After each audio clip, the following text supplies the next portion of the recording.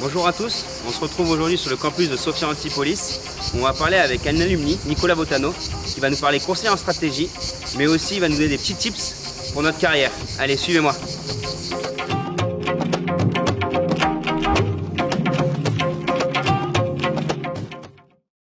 Bonjour Nicolas, merci. Bonjour Marius. Merci de nous rendre visite sur le campus. Merci pour l'invitation. Puis à mon avis, ça doit remémorer un petit peu des souvenirs de venir sur le campus comme ça. Ça remémore des souvenirs, ça dépend. Soit ça met un coup de vieux, soit ça met un coup de jeune en vous voyant cette nouvelle génération. Donc du coup, un petit peu pour les personnes qui vont nous écouter, tu peux te présenter brièvement? Avec plaisir. Donc Nicolas Botano, je suis de la promotion 2006. J'ai travaillé pendant 12 ans dans un cabinet qui s'appelle Frost & Sullivan, j'y suis toujours.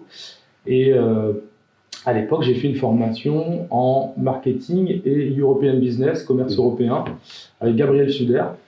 Du coup, vu que tu parlais de Frost & Sullivan depuis 12 ans, comment un petit peu tu es rentré chez Frost & Sullivan? Tu as candidaté sur le site ou alors peut-être par des contacts alumni? Non. La personne qui m'a permis de rentrer chez Frost & Sullivan, c'est encore un lien avec l'école puisque c'est un ancien de PO, qui était déjà PO, l'association de rugby du schéma, qui était déjà chez Frost & Sullivan.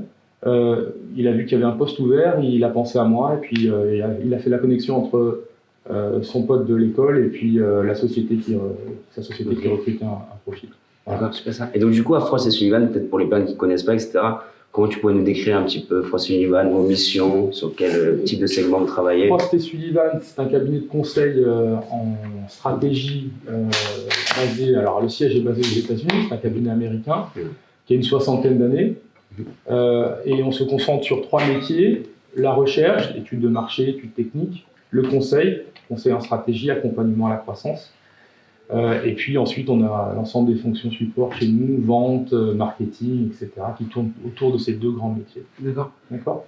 On est un cabinet, simplement pour préciser, 2000 personnes dans le monde, 50aine de bureaux, et on travaille avec les grosses entreprises industrielles cotées généralement en bourse au niveau global. Donc du coup, là j'ai vu avec la presse un peu schéma, etc., dans la presse, je crois en général, que tu as été promu au poste de partenaire. Ouais. Alors du coup, je suis un peu curieux, qu'est-ce que ça veut dire exactement partenaire ou associé? Le rôle de partenaire dans un cabinet, c'est quand tu rentres dans un cabinet de conseil, la vision à 10 ans, c'est d'essayer de devenir partenaire du groupe. Pourquoi?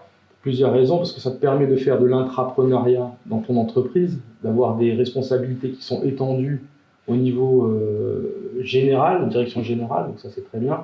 Ça permet également d'avoir une vision un peu plus long-termiste sur ta carrière, parce que tu participes à une aventure en devenant actionnaire d'un cabinet. Alors chez Frost c'est un peu différent, il n'y a pas d'action, mais c'est tout comme on a un comité de direction qui travaille sur les axes stratégiques de la société.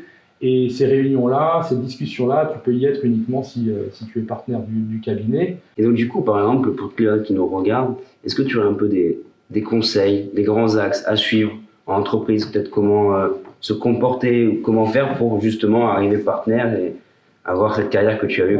Alors, il n'y a pas de recette miracle. Ouais. Par contre, il y a des ingrédients, je pense, miracles pour pouvoir essayer d'être épanoui dans une carrière. Et le premier ingrédient pour moi qui est fondamental, c'est d'être aligné entre un projet professionnel et des valeurs personnelles. C'est-à-dire que l'objectif principal pour moi, ça a toujours été d'être heureux. Lorsque je me réveille le matin, c'est d'avoir envie d'aller au bureau. Ça, c'est le premier driver. Je le conseille à tous les étudiants, chaque fois que j'en rencontre un. L'objectif principal, c'est d'être heureux. Et ensuite, la carrière vient normalement combler cet objectif. Ça, c'est le premier ingrédient. Le deuxième, c'est d'être clair sur les drivers d'une carrière. Tu as des étudiants qui vont être drivés par l'argent. Tu en as d'autres qui vont être drivés par l'envie de responsabilité. Tu en as d'autres qui vont être drivés par la curiosité intellectuelle. L'idée, c'est vraiment de bien se connaître, de savoir quel est le driver pour pouvoir prendre les bonnes décisions au bon moment. Bon, il va falloir que je trouve mon driver alors. C'est le but de l'école. Et du coup, d'ailleurs, je reviens parce que tu as parlé justement de la pratique de l'anglais qui est un petit peu essentielle dans le monde du business. Et donc, qu'est-ce que tu penses un peu de cette stratégie de l'école, de schéma justement, d'implanter des campus un peu partout à l'étranger et à l'international? Je pense que c'est une stratégie qui a payé, qui est payante. Aujourd'hui, avec des talents recrutés partout dans le monde et surtout avec des antennes qui permettent aux étudiants d'être vraiment plongés in vivo dans d'autres cultures, rencontrer d'autres manières de penser, d'autres manières de travailler.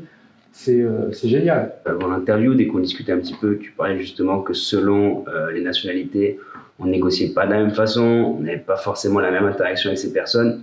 Du coup, c'est vrai que ça s'inscrit un petit peu dans ce qu'on vient de dire là aussi, d'interagir avec... Exactement.